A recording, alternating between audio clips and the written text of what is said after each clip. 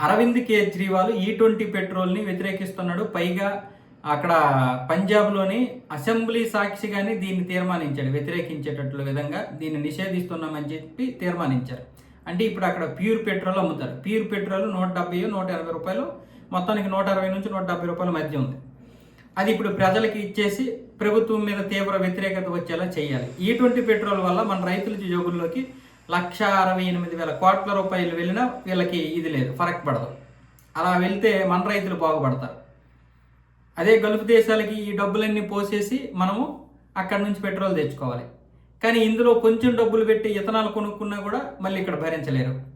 మోడీ వాళ్ళ కమ్ముడైపోయాడు, వీళ్ళ కమ్ముడైపోయాడు.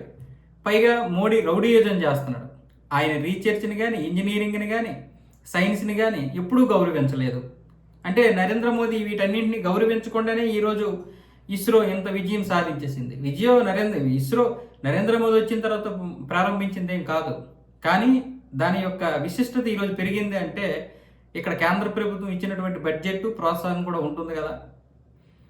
మరి ఆయన సైన్స్ని కానీ లేకపోతే ఒక రీసెర్చ్ని గౌరవించకుండానే ఇన్ని ప్రయోగాలు జరిగిపోయాయి. ఇంజనీరింగ్ని గౌరవించకుండానే ఈరోజు చైనా నదిని కట్టేశారు. ఈరోజు వందే భారత్ లాంటివి వచ్చేసాయి.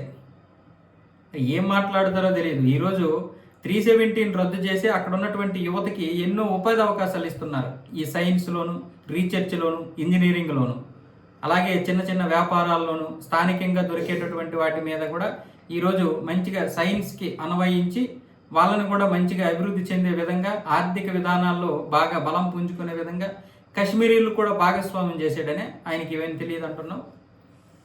అంటే రేపు పంజాబ్లో మనం గెలవాలి, ఉత్తరప్రదేశ్లో బీజేపీ ఓడిపోవాలి, 2029లో కేంద్ర ప్రభుత్వం దిగిపోవాలి. కాబట్టి E20 పెట్రోలే మనకు ఉంది. ఎలాగో ధర్మేంద్ర ప్రధాన్ని మనము వెనక నుంచి ఫండింగ్ నడిపించి CJP పేరుతో రాజీనామా చేయించాం కాబట్టి ఈ క్రెడిట్ అంతా మనకే వచ్చింది. కాబట్టి కాంగ్రెస్కి ఎలాగో వెళ్ళలేదు కాబట్టి కాంగ్రెస్ని పక్కన పడేసి కాంగ్రెస్కి ప్రత్యామ్నాయంగా ఆమ్ ఆద్మీ పార్టీ వచ్చిందని ప్రపంచానికి, దేశానికి చెప్పి మనం ఇప్పుడు హ్యాపీగా నడిపించి ఏదైతే ఈ కేంద్ర ప్రభుత్వం మనల్ని ఢిల్లీలో దింపేసిందో లిక్కర్ స్కామ్ పేరుతో, ఆ లిక్కర్ స్కామ్ను బయటికి రానివ్వకుండా హ్యాపీగా మళ్ళీ మనము ప్రభుత్వాలని ఏర్పాటు చేసుకొని శీష్ మహల్లో మంచిగా కొలువు తీరాలి.